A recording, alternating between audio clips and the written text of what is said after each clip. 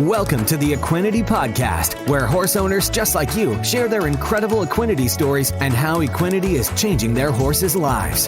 Whether you're searching for something to give your performance horse better focus, faster recovery, and more stamina, or in the extreme case where all hope seems lost, give your horse what it needs to help heal at a cellular level, you'll find it here. So jump in on today's episode to hear how Equinety is helping horses worldwide. Now, welcome your host, John Dowdy. Hello and welcome to this week's Equinety Podcast. We're going to swing up into Virginia. We've got Sara Turner on, and we are going to talk about fox hunting, although I was corrected just a bit into fox chasing, but it's we'll get into that. So the difference, what is this sport? And it sounds like a lot of fun. I've never personally done it, but after speaking with Sara, I think I'm sold. So without further ado, Sara Turner, welcome to the Equinety Podcast. Hi, thank you for having me. Well, it's great to have you, and I'm excited for this one because I don't believe that we've had anybody in this fox hunting, fox chasing niche on the Equinety Podcast. So let's talk about this sport that you do. How far back does it go? And tell us a little bit about the adventures. Sure, I'm excited to talk about it and share my experiences with Equinety and with my two thoroughbreds who I actively hunt. So I'm located between Charlottesville and Richmond in Virginia, and I'm lucky enough that I live in what I consider the epicenter of fox hunting in the country. There are recognized hunts all over the U.S., and when I say recognized, that means they're recognized by the Master of Foxhounds Association, which is actually located 2 hours north of me in Middleburg, Virginia. It's a deep, traditional, long part of the Virginia culture, and it's a wonderful, wonderful sport if you enjoy horses, and we call them hounds. We don't say dogs. Dogs, the countryside, an adrenaline rush, then it's the sport for you. Unlike most other equestrian sports, there's not a ribbon at the end of the day, and I'm just fine with that. There's a big smile on your face, and everyone's high-fiving that you survived the day. We are out there to have fun, enjoy the countryside, enjoy our horses, and enjoy watching the hounds work. So that's the sport. And the hunts that I hunt with, there'll be a scheduled hunt 3 days a week. So unlike horse showing, which I did in my past life, if you have a bad show, you walk away, oh, this wasn't great. I chipped that jump and, I just spent the whole weekend and the whole week preparing for it. If you have a bad hunt or something goes wrong, guess what? You wake up 2 days later, you go back out and you try it again. And everyone's there, and it's a very deep-rooted community in the fox hunting world. Very supportive, just people want to have fun and want everybody to be safe. So I'm happy to tell you a little bit how a typical hunt would work if you want me. Absolutely. Well, we've come this far. We can't stop now. Okay. Well, each club has staff, and we have a huntsman who manages and takes care of our hounds. Each club will have, somewhere between maybe 80 and 120 hounds that they feed and care for. And our hounds are our pride and joy. And so much goes into their breeding and their care. So we'll show up at what we call a fixture. It's pre-scheduled, a time and a place. And usually it's in the middle of a cow field somewhere or at someone's beautiful estate in central Virginia. You park your trailer and the hound truck will arrive with usually 30 hounds and the staff horses all crammed into a trailer. And the members of the hunt show up. We finish tacking up. We get on our proper attire, and there'll be maybe a quick, what they call stirrup cup in the beginning. If someone's hosting the hunt, they'll be walking around with cups of port and maybe some donuts and on a silver platter. That's on a more, bigger organized day. During the week, it's not quite the fanfare. And the huntsman the masters of the hunt will make any necessary announcements, and the group will be divided into 3 groups: first flight, second flight, third flight. And your first flight group, we ride up with the hounds, we keep up with the huntsman, we gallop, we jump, we do whatever is necessary to keep up with the hounds and the huntsman. Second flight will do the same as first flight, but they typically go around the jump. And then third flight is more of they call them hilltoppers. They are out to enjoy the scenery. They just want to enjoy the countryside, and they stay at a walk and trot. So there's a little bit of everything depending on your riding ability and your horse's ability or what you're comfortable with. like I said, we'll hunt with 30 hounds. A hunt can last typically anywhere from 3 to 5 hours. Wow. And you just never know what the day is going to bring. You could be walking for 3 hours, and the scent is just not good that day. And there's always lots of theories as to why. Everyone's, rumbling and saying, oh, it's too wet or it's too dry. You could hit a line within 5 minutes of casting the hounds and be on a 2-hour gallop. And when I say it's not just a gallop on pristine, beautiful footing, we are going down gravel roads. We're going through mud. We're going on hard surfaces. My farrier always jokes because he shoes a lot of adventures, and he says, I'll put some stud holes in there, and you can figure out what studs you want for the day, depending. I said, well, I'm sorry, but I can't predict if I'm going to be on roads or mud. I said, we're being everything. Right. So our horses have to be very alert, very keen, very athletic.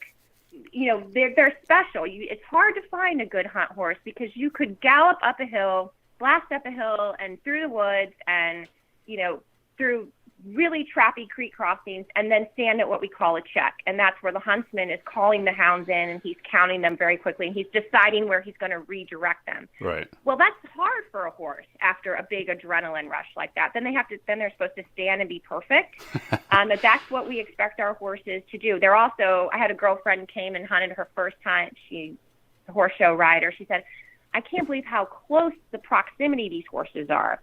Sometimes we're packed in like sardines on a trail, or there's a tight reverse field, and the hounds and huntsmen's blasting past you, and you're brushing your stirrup irons. That's how close it is. But your horse has to stand like a statue. So it's asking a lot of our equine partners to be a solid hunt horse. They've got to have stamina, athleticism, a good brain, know where their feet are, and be ready to go on a moment's notice. And be fine with the hounds running in and out of their feet.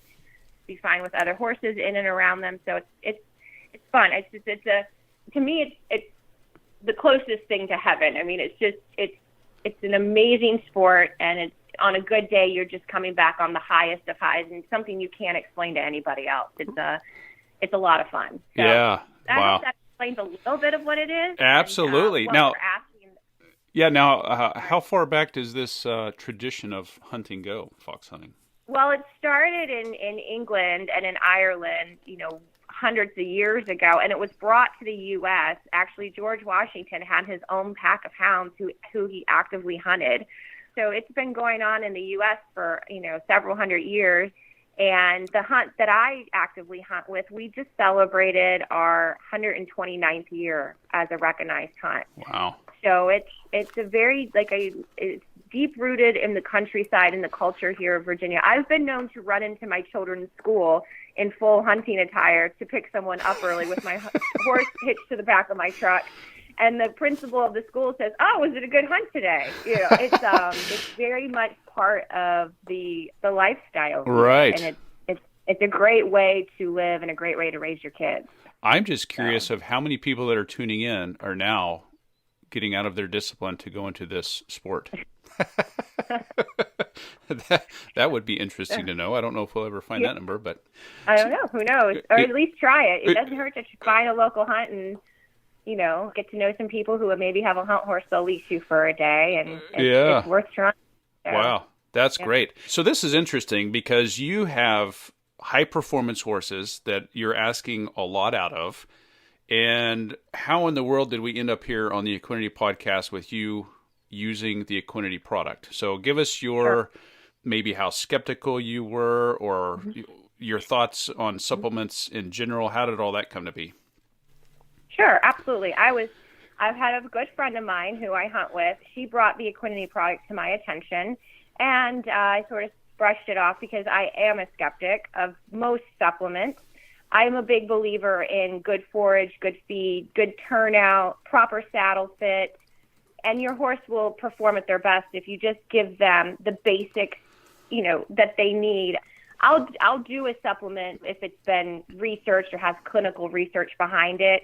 I'm not anti-supplement, and I always joke, I think, I won't say any companies, but if these supplements work, we'd all have perfect horses. We would never lose a shoe. We would have very calm horses. We'd have the best feet and the best brain. And so I'm skeptical, but I do feed my horses supplements. I'm happy to tell you what I feed them and what I think has benefited them. But I think at the end of the day, what they need is good turnout in a herd with good farrier work, good feed, good hay. And that's everything I provide for my horses. Mm-hmm. I also do regular chiropractic and acupuncture with a local vet. It's very important for these hunt horses. During the season, if you're hunting hard, their bodies change, their backs change. Have your saddle checked, have them get their monthly massage. I probably overdo it than most people, but I'm a big believer in the basics, the fundamentals, I guess. So my friend, she got in contact with you through a network of, I'm not sure, just talking to different people, and she actually spoke to you on the phone. She hunts. She has an 18-year-old Irish sport horse, quarter horse, thoroughbred cross, who she's been hunting first fight for 11 years now, knows that horse inside out. So she tried it. The horse had been on it for about 4 or 5 days. We went on a hunt near Charlottesville. It was a good hunt. We chased several red fox, and there were a lot of big coops that day, and she said, my horse never ran out of steam. She said he felt light on his feet. She said, there's something going on. So from listening to her and running it by my vet, my vet looked at the container and said, well, it's not going to hurt anything. And listening to several of the podcasts where people had said, I could see benefits within 5 days. I said, okay, it's not that expensive. My vet has said it's not going to hurt anything. My friend is pushing me to try this. Fine, I'll try the 15-day trial. Thinking, but my horses are doing everything I'm asking them to do, and they're doing it well, so I don't expect to see any results. Mm-hmm. So that's how I got to the point where I said, okay, let's give it a go and see. So I currently have 2 thoroughbreds. One is a 6-year-old. I pulled him off the track as a 4-year-old, and I started hunting him last season. And this is the horse I want to speak to, because this is the horse I noticed immediate results. Pulled him off the track, gave him time to decompress. I would take him on little trail rides in groups, just slowly brought him into, okay, this is the life of a Virginia horse. You're no longer at a track in Florida. And knew that he was going to have, quirkiness or, times where he'd be sore, developing new muscles. But he took to fox hunting like a duck to water. He just seemed to love it right away. So he's always been a very enjoyable horse to ride. He's light in the bridle. He moves along with the group. He doesn't act up when we're casting off and there's a big group of horses galloping off in front of him. He keeps his wits about him. But his whole is that he hates to be groomed. We jokingly call him land shark on the ground. He is, behavior-wise, he's great in turnout. He finishes his feed. I treated him for ulcers when I first got him. I did the 28-day GastroGuard. He gets regular chiropractic care, regular vet care, regular saddle fittings. I've tried everything with him. I tried being nice. I tried being mean. But the grooming, I finally just said, you know what? This is who he is, and I just have to groom him and get this over with and get the saddle on. As soon as I sit my tush in the saddle, he's a dream horse to ride. He's done everything I've asked him to do. I've taken him to little local hunter shows. I take him to a weekly lesson. He jumps around the courses. He swaps his leads. So I just finally said, this is who he is, and just going to have to deal with it. And tried him on the Equinety, and I can say it was day 3. I pulled him out of his stall to get ready to take him to a lesson because I'm just introducing him to jumping. And I put him in the cross ties. He didn't try to bite my wrist. He wasn't snapping turtle at me. His body looked more relaxed. And I said, okay, maybe you're just having, the sun's out, it's a nice day. Maybe you're just happier today. I groomed him. And what I've told my friends is that the body language was still there. The intensity was down. So yes, he was still making it known to me that I don't like to be groomed, pinning his ears and kind of giving me a dirty look. But his body just wasn't as intense or fidgety, and he wasn't snapping up the cross ties. So I continued to groom him. I tacked him. Well, sorry, fox hunters, we tack up before we load on the trailer. So I put his saddle on. I loaded him on the trailer. As I'm raising my ramp, I hear him go. Now that is not something he normally does. This is a young thoroughbred, acting like a young thoroughbred when you load him on the trailer with sort of the bug-eyed look, like, oh, where are we going now? What are we doing now? Where are you dragging me now? Yeah. But he's always behaved. It's just he looks thoroughbredy when you put him on the trailer. Go around, do my safety check, come back to his door. I say, okay, put your head in, close the door. As I'm closing the door, he puts his head down and he just went. Huh. He's never done that. Wow. So that to me was, there was a level of anxiety that had been removed from him. Yeah, and this was in 3 days. This was on day 3. This was day 3 of giving him the supplement. Yes. Took him to the lesson. He performed like he always does. He's actually always very good, does everything we ask him to do. There's very little fuss. Put him on the trailer and leave. I don't think anything of it. I guess it would have been day 6 or 7 of into the Equinety was my first fox hunt with him. And so it was a fast hunt. We actually ended up chasing a coyote. It was a fast, rip-roaring hunt. This is a horse, despite his age and despite his breeding, and I've always thought this would come with time because fox hunting requires a lot of mental and physical stamina, and I think they develop that over 3 or 4 seasons of hunting. This is a horse that typically within an hour and a half, 2 hours of the hunt, he would start to what I say poop out.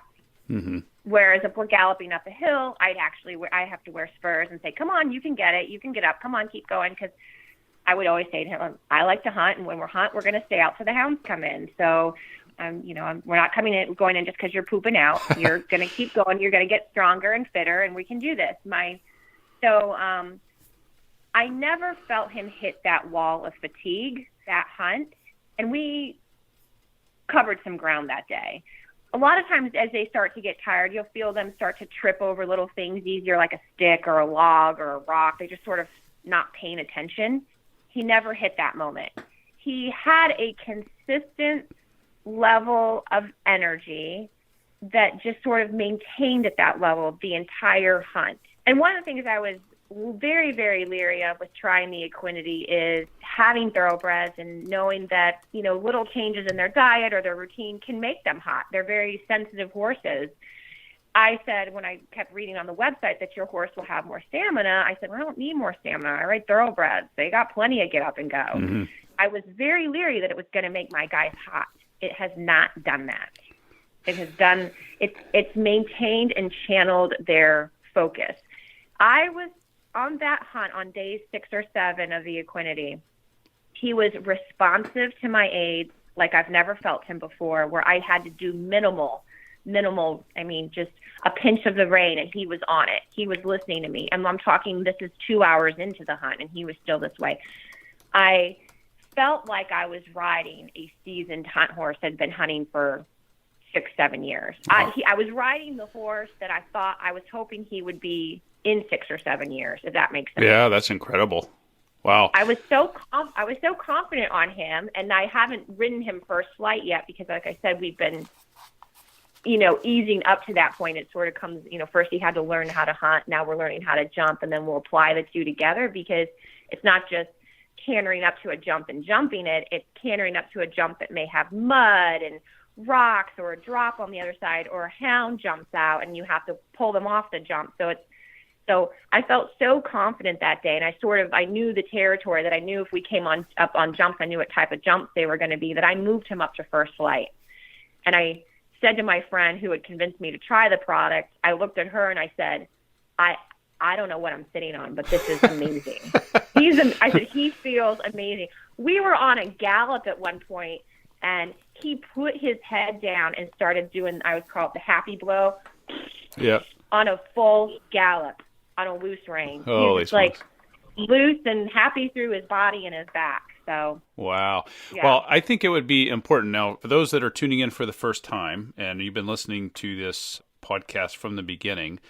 How does this product, or what is it, and how does it work? Now, by the way, before I get into that, were you surprised at the dose It's 5.2 grams, which is not quite a tablespoon. Did that surprise you at all?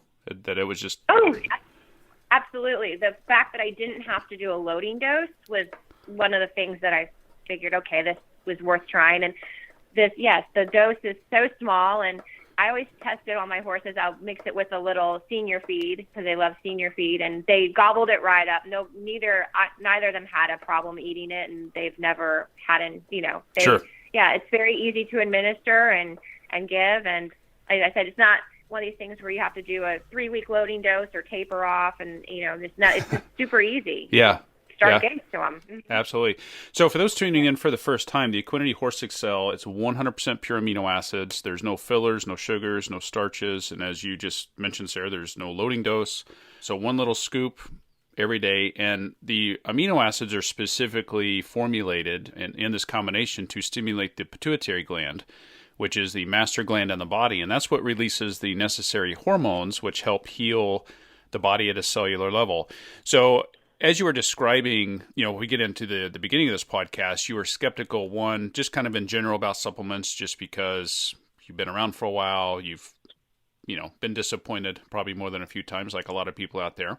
Mm-hmm. We're blessed in the fact that this product, it does work. And, at the same time with yours, they're in tip-top shape, great condition. They do everything that you need them to do. And yeah, with a couple quirks, but all horses have that kind of stuff.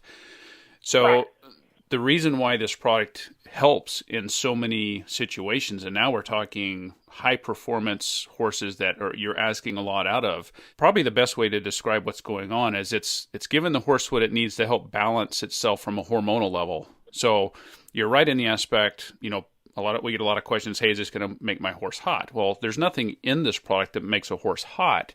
It just helps balance the horse. So typically a horse that is hot, it will tend to back them off or calm them down a little bit, and one that's more on the calm and lazy side kind of peps them up a little bit, so it balances the horse. And that's where I was so skeptical. I said, how can something make one horse sort of calm and more focused and give another horse a little bit of extra boost to energy? Yes. I was very leery of that, and so I knew my boys, and I said, well, if it's going to make them hot, I think I'm going to know right away. Right. I'm going to know right away. And if it's going to make anybody hot, it would make my two hot. They're very fit. They're very ready to go. They love their job, and it's done the opposite. So yeah, and we've had several podcasts where we've had people talk, about 4, 5, 6, 7 different horses that all have completely different issues going on, and all they did was add Equinety Horse XL to it. And again, because we're giving the horse what it needs to release its own hormones, the body knows exactly where to send those hormones for the healing. And with yours, not to mention the fact that, he hated being groomed and brushed. And, and so what's causing that? Could it be chronic pain going on in there? Could it be some ulcer stuff happening? Is it the stress? Who knows what? But so many times we hear that adding this little scoop just seems to be the key missing component that they've been looking for all along. So right. And yeah. I've explored all those options with the grooming, because I really hated seeing him just be so hateful towards grooming, because I don't think horses love to be groomed. I think that some just tolerate it better. But it is kind of a nice moment that you have with your horse before you ride them, and it was one of those things I just had to sort of get through it and get clear my mind, because it was such an unhappy, unpleasant event. It's always been an unpleasant event. It's one of those things you can't let your brain go to a negative place right before you get on and ride your horse. Yeah. So it's true. And so it's almost like, and I think I told you this when I was in when we were talking back and forth online, I said, it's almost like, well, let me rewind. I've explored all the physical issues that could cause him to hate being groomed. I've done the ulcer treatment. He gets all the tummy stuff. Nothing has changed through any of that. The behavior stayed the same. And my vets have said if this behavior carried over into you riding him, then we would explore some tummy issues. If he was showing clinical signs of ulcers, absolutely. The acupuncturist, they do the acupuncture point. She said, I don't see anything that's pointing to digestive issues. So I just finally said, something must have happened at the track. Maybe he started a bad behavior and the grooms there just came at him with negativity, and it just got balled up in him emotionally. I know this sounds kind of woo-woo, but now that he's on the Equinety, it's like there was a tight emotional knot in him that I could not figure out as his owner how to unravel. The Equinety has unraveled the knot, and he takes a breath now. He takes a breath, and it's amazing. I told my friend who turned me on to the product, I said, if the Equinety only helps the grooming, it's worth $1 a day for the product. Sure. You know, if it helps him not be so stressed, the fact that he's getting groomed, yeah, then it's worth it. But it's also helping him in his job as well. So. No, that's great. And I tell you, we have heard a lot, especially over in the barrel racing world, a lot of the horses that are super stressed, have high anxiety, spooky. We have heard a lot of complete demeanor changes by the third day. So this just reiterates how quickly this product works. As a matter of fact, this product starts working in 24 hours. It stimulates the pituitary to release those hormones in 24 hours. So now it's just a matter of how quickly you can begin seeing the changes. So for a horse that has stress, anxiety, is a bit spooky, day 3 is very common. But I would say even the vast majority, and I'm talking high 90 percentile, see changes in 30 days or less. Softer, shinier coat, filling out, more muscle, demeanor, attitude, mood, focus. Even the hoof growth is a big one as well. So, well, that's pretty awesome. Sara, I really appreciate you taking the time, and I know that I'm excited for this one to get this one out because it's our first one around fox hunting, and I wish I could take a poll on how many people would pick this sport up now. that would be interesting. So. I'd love for them to, right? Yeah, absolutely. So, well, it's a great sport. Yeah, that's great. So, Sara Turner out of Virginia, thank you so much for taking the time to share your story here on the Equinety Podcast. Thank you. All right, thank you. I'm happy to. All right, thanks. Bye-bye. That's all for this episode of the Equinety Podcast. For more information on purchasing Equinety, be sure to visit our website at teamequinety.com, where you'll also find product information as well as more testimonials on how others have seen amazing results by implementing Equinety into their horse's supplement regime. We'll have more stories on how Equinety is helping horses worldwide right here on a future episode of the Equinety Podcast.